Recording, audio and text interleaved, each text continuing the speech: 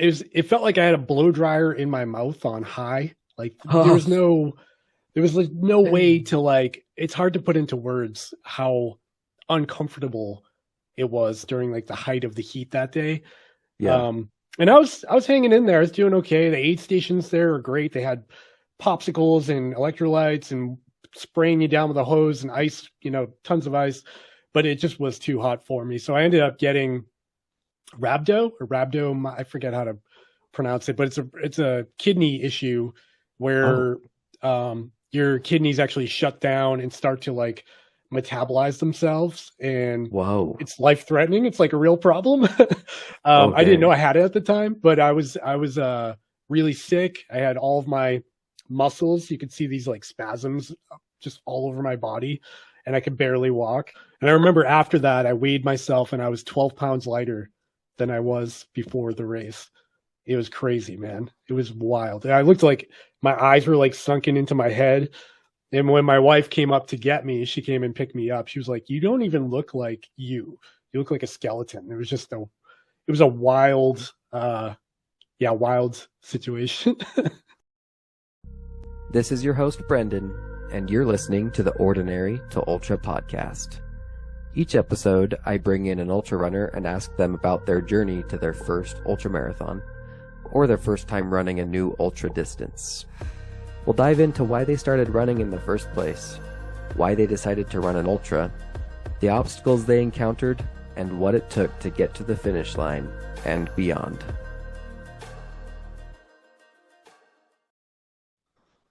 Hey Dave, welcome to the podcast. Thanks for being here today, man.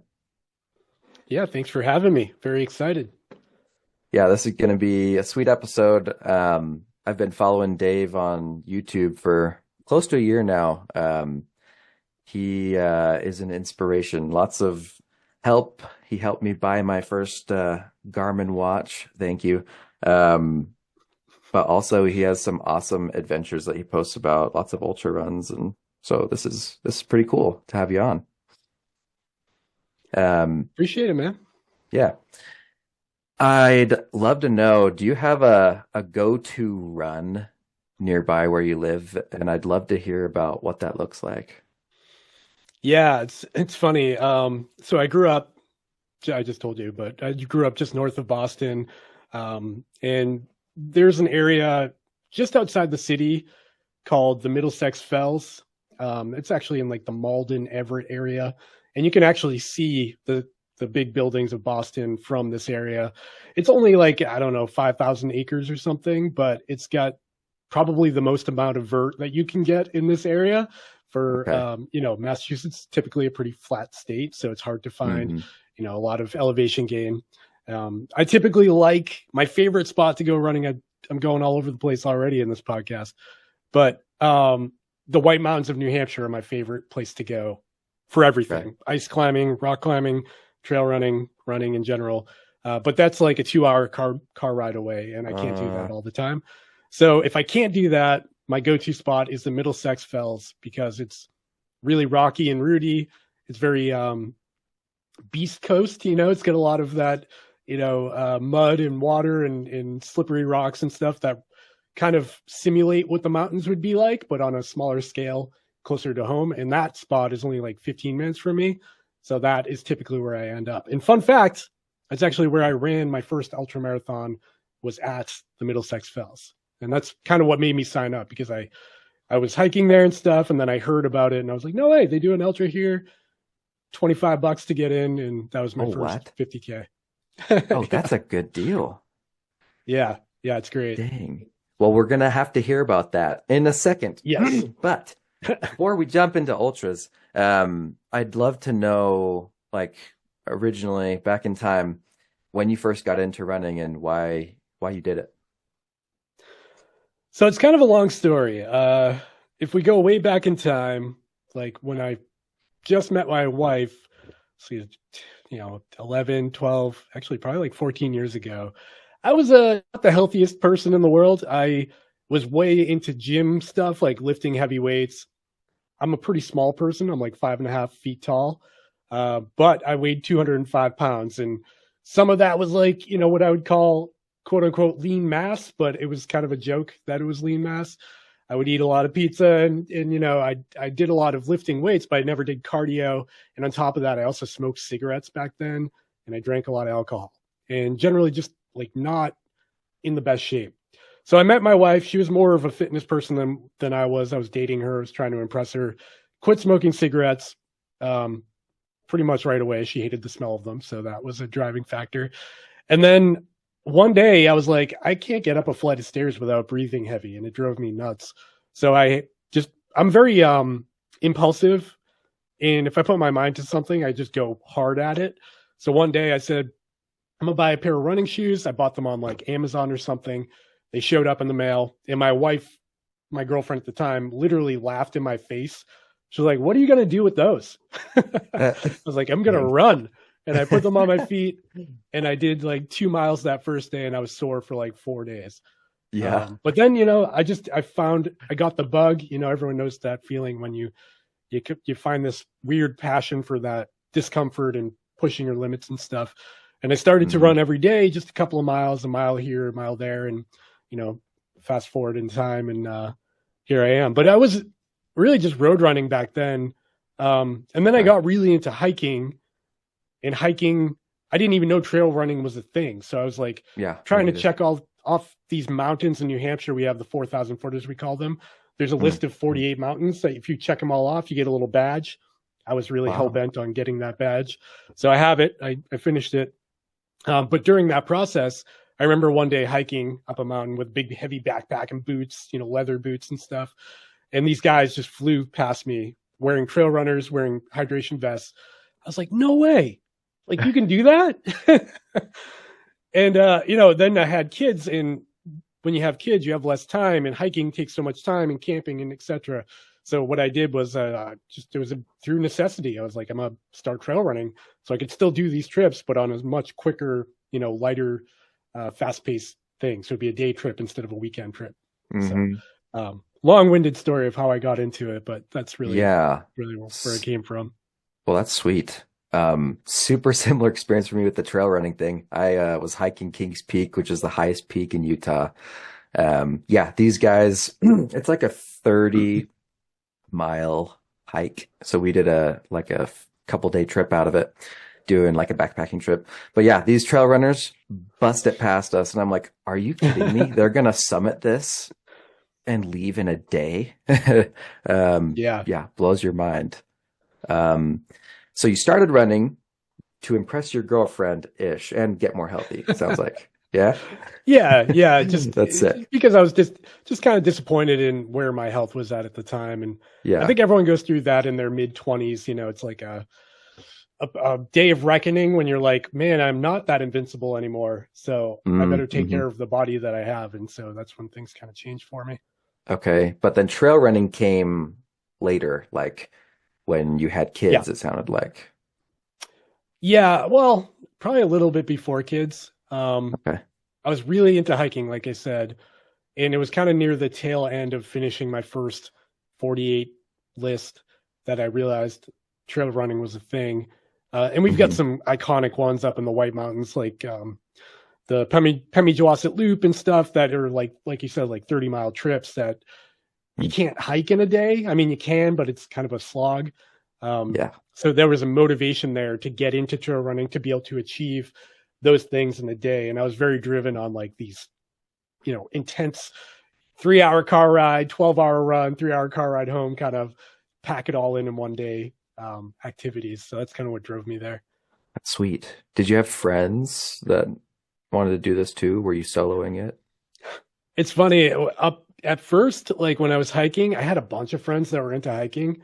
Yeah. And then when I started trail running, I literally scared everyone away because everyone enjoyed the like kind of leisurely hike. You take a break, you eat a snack, sit down for a while. And like where I was like just kind of balls to the wall, like let's get this done, And so I kind of scared everyone away. But now I have a new set of friends that are into the trail running. But early on, it was kind of, I'd have one friend that would hang around for like a half a year and then they'd kind of fade off. So lost you.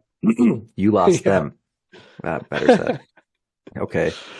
Yeah. That's cool. Okay. So you're into trail running now. You're in your young married years. What led up to you running your first ultra marathon? Signing up for that, I should say. Yeah, so that was another step in the direction of these big mountain objectives I wanted to do. I knew I needed to have some form of training, and in the mountains you don't have aid stations, or if you break your leg or you need to bail, it's a real situation. So knowing I could do the miles is what I wanted to prove to myself, and ultimately why I signed up for that first 50K, because that 50K was pretty difficult. I still do it every year. It's in December, so it's kind of a mixed bag of weather here in New England. It could be a foot of snow on the ground, or it could be, a 40-degree rainy day. And every year it's different, so it's kind of an adventure. But that first year was pretty chilly. So it's kind of like battling the elements, that part of it, plus the mileage, plus like 5,000 or 6,000 feet of elevation gain. Oh yeah, that's pretty good. I kind of just proved that, I can do 32 miles in a day. And that just opened the door for bigger mountain objectives. And that's really why like the ultras drew me in at first. But then once completing an ultra and like getting a vibe of the community, it was like, oh, I just need to do this now. Like racing became everything, and mountains became kind of like still fun, still something I want to do all the time. But then I was like, oh, I'm going to put 4 ultras on the calendar and then have training blocks for each one. And, I start to focus more on racing than just doing my own solo activities. And around here, we have the greatest community. It's the Trail Animals Running Club. It's called TARC for short. They host all these super grassroots, very inexpensive, all inclusive, all speeds. Anybody can sign up. $25 gets you in. It's got like a potluck. You bring some gummy worms, put them on a table, and everyone contributes and volunteer around. It's just awesome. So, kind of meeting that tribe of people just motivated me to get out more, because you see, I'm sure you see like the same person or same group of people at every race, and you're like, oh, what's up, Mark or Steve or Sally or whoever. They're all at the same, the events, either volunteering or running.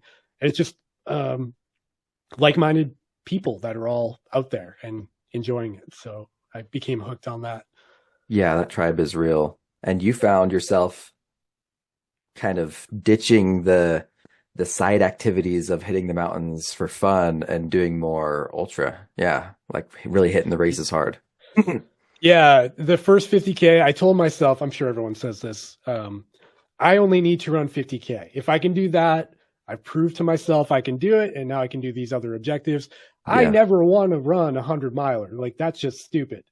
And then immediately after, I'm on ultra sign up, like, where can I run 100-miler around here? And so that opened up a whole new can of worms. That's just how my brain works, though. That is real. Yeah, I ran my first half marathon and instantly was like, oh, I can run a 50K, I think. I'm going to do that. And signed up for that. And then I was like, wait, I should probably run a marathon first just to like not skip that. So I ran my first marathon a few weeks ago and that went well. So now I know for sure I can do a 50K. What was your longest? Yeah, thanks, man. What was your longest distance before your 50K? Probably 15 miles. Yeah. Okay. You didn't do a marathon. You like skipped that. You're like, 50K. No, I was never motivated on road running that much. I did it because I had to. It was just like a form of training, just because of where I live. Yeah. But yeah, I kind of thought I ran at the Fells all the time. So I knew what I was getting into. I ran on that particular trail where the ultra took place. So I knew exactly how hard it would be. And the longest run I did before, I remember, the course is 8 miles and you do it 4 times. It's a loop. Oh, cool. So before I did the race, I did 2 loops and I got my butt handed to me, man. I was like curled up in a ball, and I'm like, how am I supposed to do that 4 times? But pulled it off that first year. And actually I had a pretty decent time that first year, like way faster than I did it this past year. Of course, I was a lot younger, but still and busting it. Yeah. Yeah. And you felt pretty good after, like you weren't totally destroyed, or I don't know. I mean, I think everybody learns lessons during their first really long event, whether it Yeah. be chafing in areas that you've never experienced before, or, your toes getting banged up, or, nails falling out. I think I had some feet damage. I had learned lesson about my clothing. My vest that I wore that day didn't fit just right, and I had some sternum strap chafe on my chest. Hmm. But those are the things, man. It's like all these little nuanced details that people learn along the way, and then like once you can dial that all in, you can have a pretty okay experience. Okay. you know Yeah, that's a good point. There will always be discomfort, but yeah, like dialing it in. Yeah, after the first marathon, I had done an 18-mile run without blisters in my shoes, and I was fine. Like nothing was wrong. I was like, okay, I shouldn't have any problems. But yeah, race day comes, wearing the same socks, same shoes, and I get this massive blister. I thought it was a rock. Because I was like, there's no way I have a blister. Like, I just didn't even occur to me in the race. I was like, I've just got a rock in my shoe, but I couldn't get it out. I was like, okay, well, whatever. I'll just deal with this. Take my sock off. I got this massive, like, I don't know, $50 oh size no. blister on my arch. I'm like, I've never had a blister on my arch before. I've only had them on my toes and on like the side of my foot next to my big toe, like never on my arch. It was so weird, but it was bad. It was like a blood blister. Like, Oh, anyway, the worst. but I made it through and like I stopped thinking about it, stopped feeling the pain eventually, but like it's weird. Yeah, the things that can just come up on race day. Yeah. Yeah, there's just lessons, it's that's part of the whole gig. Even pro athletes out there pushing their limits, going into different territories, like Jim Walmsley, I'm sure is still learning every time he does some record attempt, you know what I mean? Yeah, it's true. Always something to learn. Okay, so you ran your 50K, um, and that got you in. Uh, and did you sign up for, you mentioned signing up for like 4 races. Was that like a joke, or did you actually do that right Uh after your 50K? I did, yeah. So like I Ooh. said, I have like a impulsive personality. So of course, Yeah. after the race, I was banged up, and I was like, well, I need some time to rest, and that was Hmm. all of 24 hours. And then I was on ultra sign up, looking at. I really liked the Trail Animals Running Club event because it was not intimidating at all. Everyone was welcome, and it was not fancy. There was no hookah sponsor or anything. Okay. So it was just low key, and it was my vibe. Like I didn't feel scared approaching that starting line. So what I Yeah. did was I just signed up for all of their races because they do a bunch of local races around here. Okay. They have a couple of really gnarly ones that have like the 50-mile, 15,000 feet of elevation gain kind of thing, or not 15, but like 11,000 feet of elevation gain. A lot of gain, rocky, mountainous terrain. But then there's some more chill ones around here. So I basically just signed up for every TARC event for a couple of years um, before I just decided to push my distances up into that 50-mile, 100-mile territory. Okay. So they're mostly 50Ks and the lower Yeah, mixed distances. mixed bag. Like we have there's a 6 hour event that's it's not a Oh, distance, the it's a hours. timed event. Hmm. There's the 50K, there's a 42 miler or 40 miler, there's a 43 miler. So there's like Wow. really odd Cool. distances that are mainly determined by the course. Because like Yeah. if it's like an 11-mile out and back, it's going to be a 22-mile event. You know what I mean? So 50Ks up to 50 milers, I signed up for at first. Sod. Um, I'd love to hear. I know you've done several hundred, or sorry, several ultras. You've done 100 milers, have you? Yeah, Yeah. I've attempted 4 and I've completed 2. Nice. Oh, that's so real. Um, Yeah. yeah. I just finished interviewing a guy. His episode may come out before this. His name's Mike, but he, yeah, ran his first ultra and DNF'd at mile 95 or something. Like, Oh, dude. it was No. dumb. It was painful, you know, and it was because he took a wrong turn at the very end. Like, Oh gnarly. man, But that's anyways, rough. it's just gnarly getting into such a huge adventure and then not finishing for whatever reason. Okay, on that topic, I mean, whether it's that race or another, I'd love to hear a a story of an ultra marathon that's near and dear to your heart, whether it was just super hard and you pushed through and made it, or I don't know, special for whatever reason. What do you think? So I think one of the most memorable experiences from a 100 miler was actually when I didn't finish. It was the Vermont 100 in 2019. It was a record hot day, so it was 115 degrees out that day. It felt like Holy, it felt like I had a blow dryer in my mouth on high. Like oh, there was like no way to like, it's hard to put into words how uncomfortable it was during like the height of the heat that day. yeah. And I was hanging in there. I was doing okay. The aid stations there are great. They had popsicles and electrolytes and spraying you down with a hose and ice, tons of ice, but it just was too hot for me. So I ended up getting rhabdo. I forget how to pronounce it, but it's a kidney issue Oh, where your kidneys actually shut down and start to like metabolize themselves, and whoa. it's life threatening. It's like a real problem. I didn't know Okay. I had it at the time, but I was really sick. I had all of my muscles. You could see these like spasms just all over my body, and I could barely walk. So I ended up pulling the plug at like mile 47. Um, and I remember after that, I weighed myself and I was 12 pounds lighter than I was before the race. It was crazy, man. It was wild. I looked like my eyes were like sunken into my head. And when my wife came up to get me, she came and picked me up. She was like, "You don't even look like you. You look like a skeleton." It was a wild, wild situation. And And you like, I was super trained. Trained in the yeah, heat. I did all the right things. It just, there was no combating it. Like, no matter how much I drank, I couldn't come back from it. So I yeah. made the And you right think choice. it was pretty like hydration because of like lack of hydration Yeah. that happens? Yeah.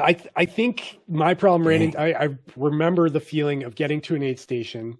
I take my flasks out, I drink both of them, fill them up, drink both of them, fill them up again, put them in, and start moving again, trying to get to Oh the my next aid station. gosh. And before I even got 2 miles away, I'd be empty again because I was just like deathly thirsty. I couldn't drink enough, and it wasn't going anywhere. Like it just kept coming back out of me for for lack of a better Yeah. term. But it just wasn't absorbing into my body, and that was essentially because I was having like a kidney issue that was preventing it from absorbing. It was Yeah. very scary, and I ended Yeah. up going to like the ER after, and Okay. they did some tests and stuff, and yeah, I had like protein and stuff in my bodily fluids, and it wasn't good. And actually, it was like permanent damage. So now, even to this day, on a hot day, like I need to drink a lot more than I typically would, and I can't prove it medically, but I think something happened at that event that still affects me Okay. today. So Oh my memorable, gosh. horrible, let me say, memorable, but yeah, it was Yeah. interesting. Good for you I mean, you probably felt like you needed to pull out. Was that even a hard decision? You were like, I'm pulling out. Uh it was really hard because It was. I was so hell bent on finishing that race. You know, I Was this your visualized first? crossing the finish line. Yeah, the first First attempt 100? at 100. Okay, Yeah, yeah, totally. and very motivated. And I was like, before I even started the race, I was like, I'm gonna keep moving until my body literally can't anymore, and that's kind of what I did. If You did I it. keep, I look back at it now and I think, if I made it to the nighttime, could I've persevered through it? But it would have been stupid to attempt that. So Yeah. it is what it is. I think Yeah, that's what our part brains part of do. part of Yeah, the sorry. the longer distances, part of the hundreds is that you can't just assume you're going to finish them all because it's such a different world of endurance, and there's so much time for things to go wrong, stupid things like twisting your ankle, or in my case, not drinking enough, and I've learned to be okay. Like my first DNF was terrible. I like cried myself to sleep. I was like, no, that was the worst thing ever. Now, but like DNFs now, they still happen, and I just don't care anymore. It's just part of the journey, Yeah. Well said. Yeah, I bet It's not for worth many killing of us. yourself over there. There'll be more days, Yeah. Yes, exactly. Yeah, many of the listeners on this podcast are new folks, so I feel like that advice is really helpful. Like DNFs are going to happen, and it's going to suck, especially because it'll be a lot of our firsts. Like Yeah. I don't know, maybe we don't finish our first 50 miler for whatever reason, or first 100, like you said, but you still got time, still got Yep. time. Did you reattempt the same race like next year or something? Yeah. So the timing of it, that was 2019, the hot year. Okay. Signed up again for 2020. We all know what happened in 2020. No Oh race that year. no. Yeah. No. So it got deferred to 2021. Okay. Right? I don't think did I race in 2021? No. So I think something 2 years, happened in 3 years. 2021 as well. I think they might have canceled 2 years in a row. Yeah. And then in 2022 is when I finished it. I ran it again in 2022, and I finished in 25 hours and 15 minutes or something like that. Killed it. That's Yeah. right. Yeah. That was a successful race. I was not destroyed at the end. I was like, it was good. It was a good race. Wow. Was that your second 100, or had you run another 100 in the middle of that? No, before that, my first 100 ever was a race called the Mid-State Massive that takes place here in Massachusetts. Okay. And it's a really unique race that basically the state of Massachusetts is kind of a rectangle. I'm sure you know. Yes. But right down the middle, there's a trail that runs north to south, or south, either way. Okay. The race goes north to south. And it's a point-to-point trail that's exactly 100 miles long. So you run from the border of New Hampshire right through the middle of Massachusetts to the border of Connecticut, all on the same trail during that race.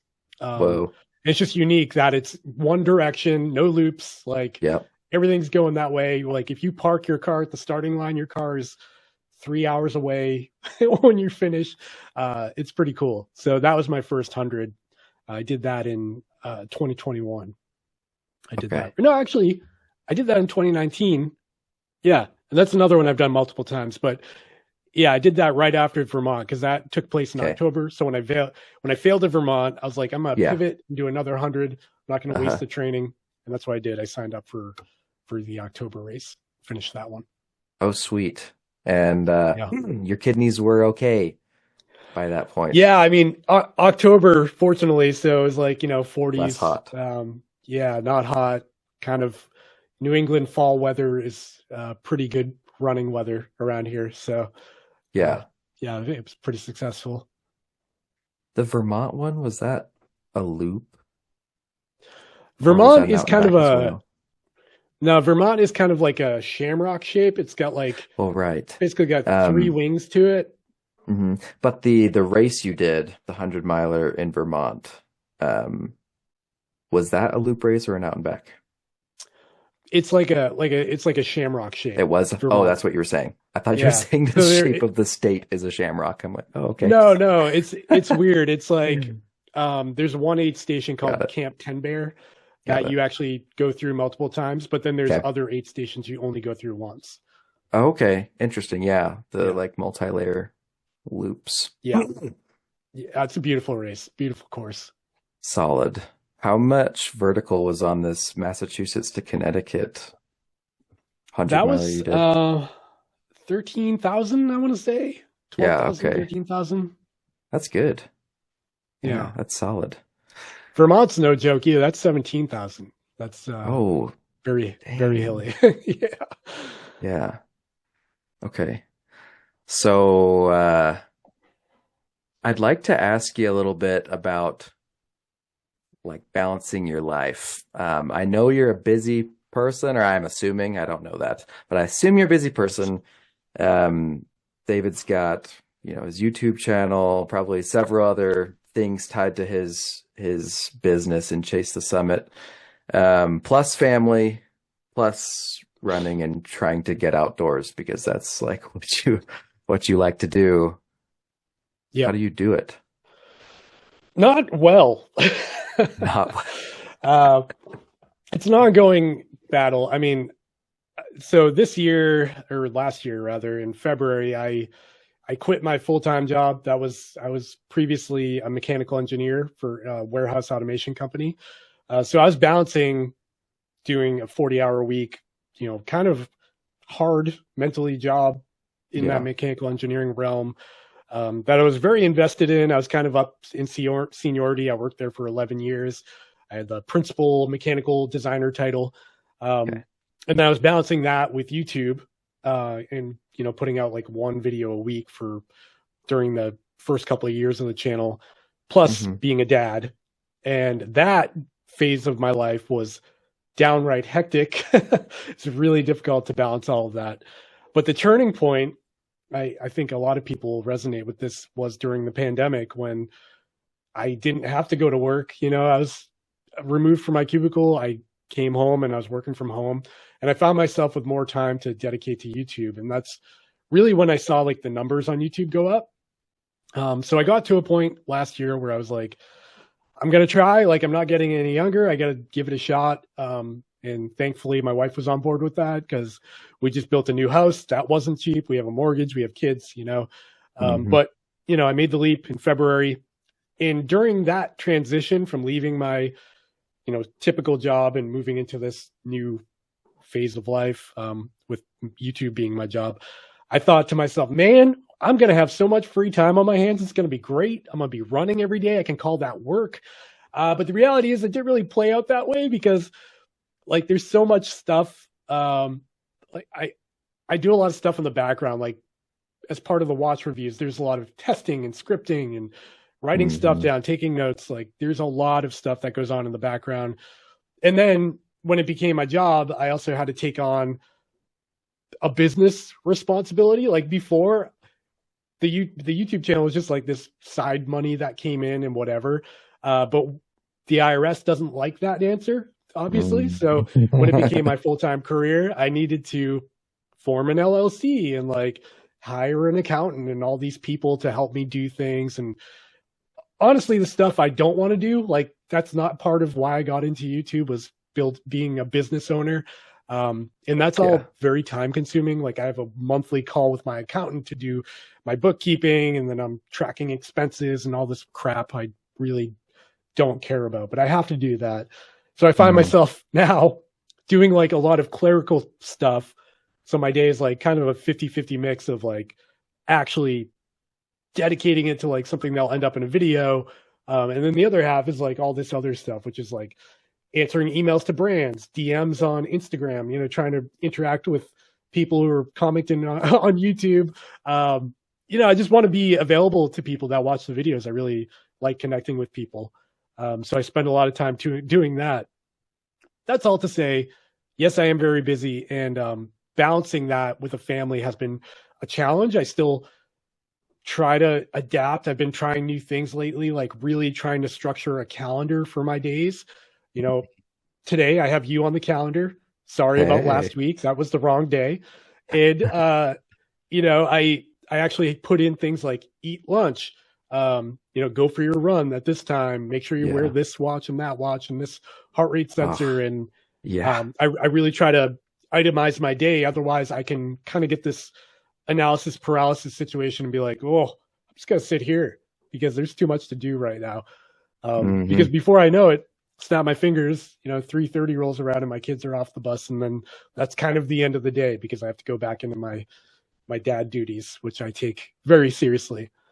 But, that's been kind of the blessing with all of this, is I've been a way more engaged parent as part of the transition of taking on YouTube as my full-time job. I get them off the bus every day. I get them on the bus. I'm making them breakfast. I'm just like there more, where in my old job, I'd be in my cubicle from 9 to 5, be home by 7 because I'd go for a run after work. And kind of And your absent. My kids are wife going to did a lot bed. of exactly like I'd get home and they'd be in their pajamas, and now it's like we've kind of flipped the script a little bit, and I love it. It's great to be around my kids more, and I'm sure my wife appreciates the help too. Yeah, right. Does your wife Yeah. work So as well? Is she just home? she Or she does. She works for an electrical company. She does kind of like the payroll bookkeeping stuff for them. oh, Um, cool. but it's a family company, so there's a lot of flexibility, and uh, if she needs a day off here or there, we can always make it happen. Oh, cool. Is it owned by her father or someone else? Yep. Yeah. Yep. Cool. Okay. Yep. Yeah. She helps. Doesn't she help you with your bookkeeping? Like Yeah. I'm I wish I could afford to have us both be working. But yeah, right, in it. Yeah. yeah, Okay, I've so toyed she with it because works. Yeah. I have like thought about hiring an editor or something, and she knows how to. Uh, She used to like do wedding videography professionally, so she knows the stuff. But yeah, I don't know how we'd do working in the same environment, or oh, her that's true. staring at my face all day probably wouldn't be that great either. You need that time away. Yeah, distance That's makes the really heart grow cool. fonder, right? Yeah, yes, it does. Um, what does your dad duties look like? I just like they come home, do you spend time with them and like just hang Yeah, out? Do you make dinner? Like what our what happens when they come home? Like, our days are all over the place. So my wife is also she's training for the Boston Marathon right now, so she's in yeah, the thick super of it. cool. That's in April. Um, and so she takes the morning shift. She's a badass. Sorry, I'm not sure if you're supposed to swear on this, but That's cool. she wakes up super early. She gets up like 3:30, 4 o'clock in the morning to get in 18 miles before anybody's awake.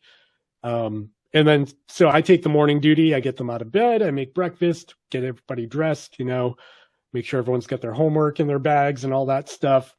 And then I get them on the bus. Um, and then, my work takes over for the rest of the day. That's scripting or filming or whatever. And then they get off the bus 3:30, whatever. I cook a lot. I enjoy cooking. So Sweet. yeah, I'm pretty much, yeah, pretty engaged as a dad, I think. And I don't know. Yeah, Where does I'm your just there run a lot. usually fit in? Is that in the afternoon? Yeah, I like. My wife hates it because I can't. I'm not a morning runner. I can do it like for a race. I'm happy. I'm like that Leonardo DiCaprio meme Uh, that shows him like happy to be. Oh, oh, I wish I could maybe. explain it better. He's just. It shows like somebody super tired. It's like me on a weekday before work, and they're like tired at 6 a.m. And Yeah, then it's me on a weekend before my run, and they're like all happy to be. Yeah, I don't know. yeah. Google it if you're listening to this. Anyways, if there's like a race involved, I'm happy to get up. But if it's like a training run, I just hate it. I hate running like before the sun comes up. It's just not my style. Yeah, So I typically try to fit mine in, you know, 3 o'clock, 4 o'clock, like some around that time. But yeah, occasionally I'll put it in the middle of the day since it is kind of work now. But I yeah, have to kind of figure that out. yeah. Balance it. Do you run every day of the week or like certain Not days every usually? day. Right now I'm training for 50K. That's in like 2 weeks. So Cool. the hay's kind of in the barn now, but I do try to run every day. For a while, I did like a run every day challenge for myself where I told myself I was going to run at least a mile every day. So it'd be like silly 1 2 mile run, or it could be a 10 mile run. And I did that for like, I want to say like almost a year.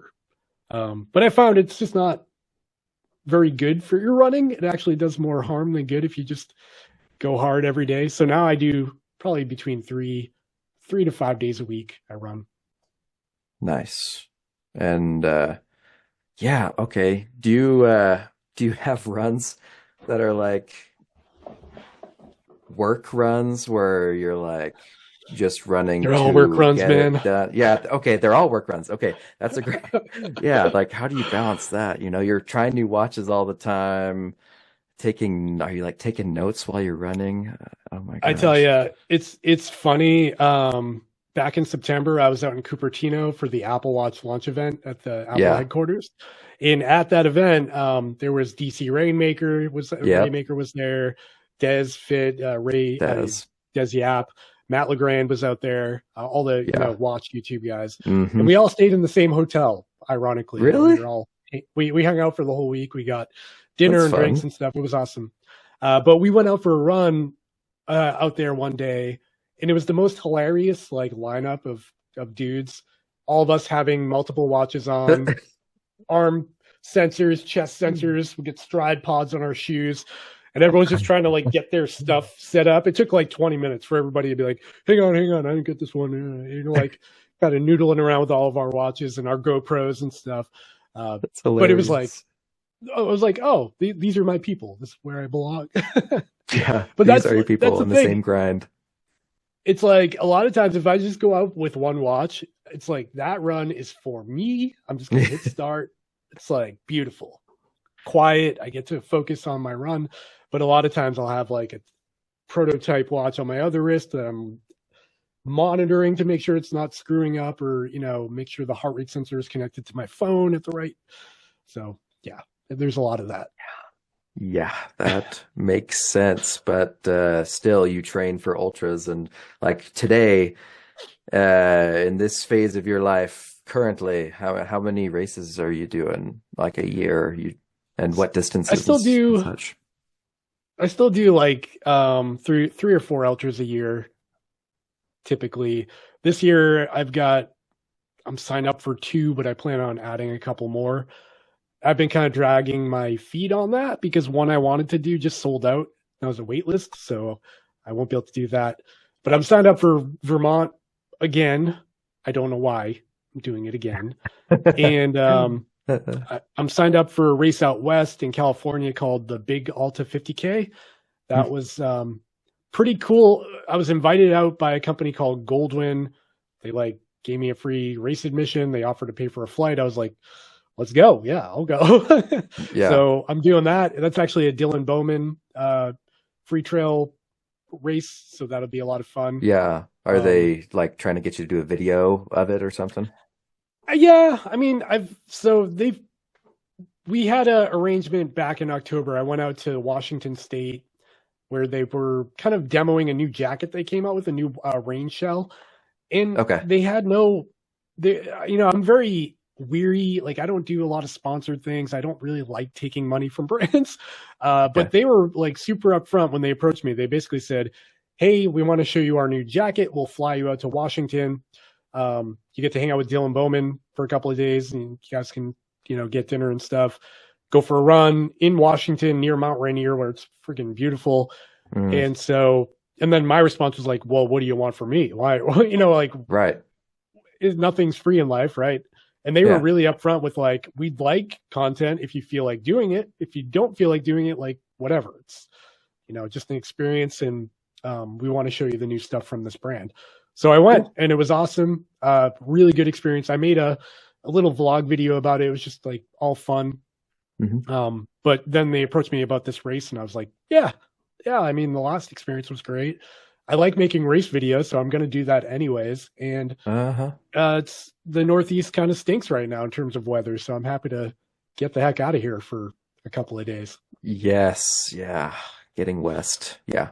St. George, Utah, is where we go to escape in Utah because it's like 50s to 60s during the winter as the high. Nice. And that's a big win. So yeah, we're all like heading south to like close to Arizona where it's still sort of warm during the winter. So I always assume Utah has like 10 feet of snow on the ground, but I guess I'm wrong. It does. No, it does. Oh. Actually, I mean, last year was nuts.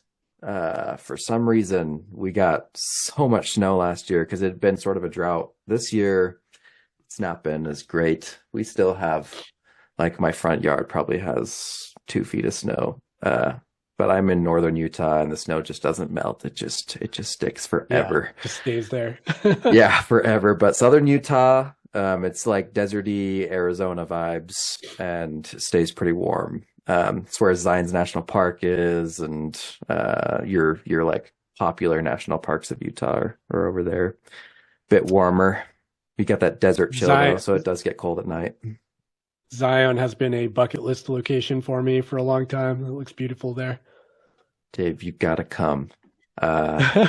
You've got to come and let me know if you come. And let me know if you ever do like one of the ultras over in Utah. I'd love to know about it. The Bear 100 is in my backyard, if you've heard of that one.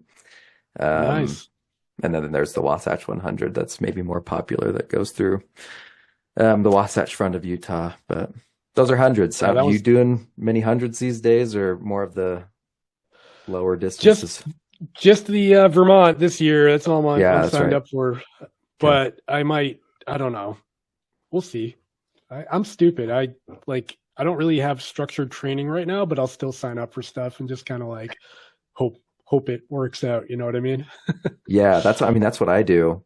But now that you've had experience and you've done hundreds, like I think you'd know yourself pretty well to know like this is probably how many miles I need to get in and wing it. Yeah, and I think I can finish one. Like I'm not going to drop.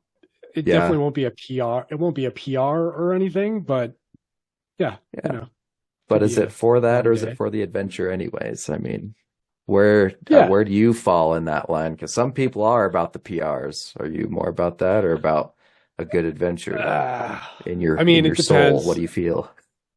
It depends. Like early on, I was really after. I used to come in like pretty competitively on my local races with no pros or anything. I'd be in the top 10 pretty consistently in the early days. Nowadays, I'm like mid-pack at best. But I guess there's two ways of looking at it. Like it's good to be. I think a little bit of having a competitive mindset is helpful in some ways. But then on the other side, just being chill and getting out there and enjoying the woods is also another way to look at it, because I've met so many people and had like amazing conversations with people just having an experience out there. So there's two ways to go about it. Yeah, it's true. Thanks for your time today, David. This has been fantastic. Is your full name David or is it just Dave? It's David. I go by Dave. Okay, cool. I don't go by Chase though. Everybody calls me Chase. So. Do they really? That's hilarious though. They just assume your first name's Chase. Time. Yeah. Okay. And even like brands or like I'll get an email from like Ultra Hoka or someone. They'll be like, "Hey, Chase, what's up? We want to."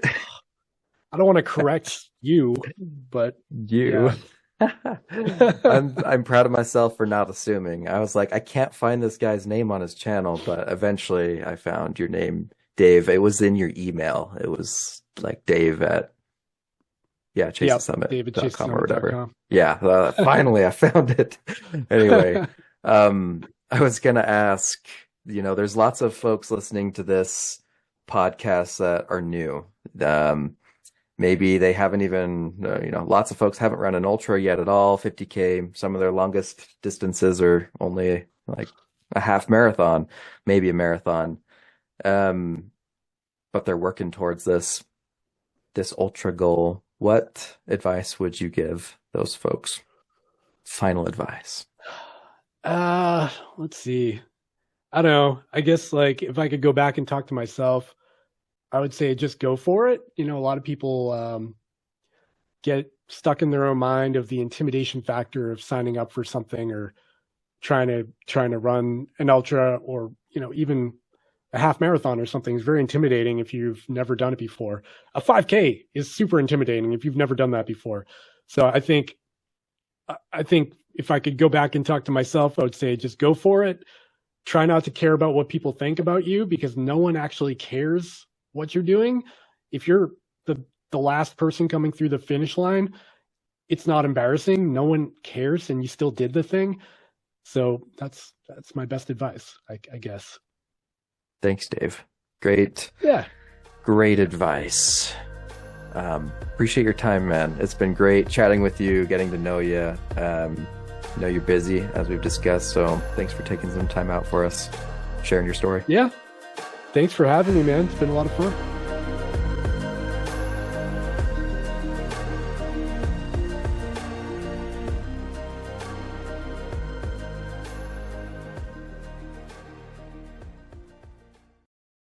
Hey, Brendan here. I just wanted to thank you for listening to today's episode.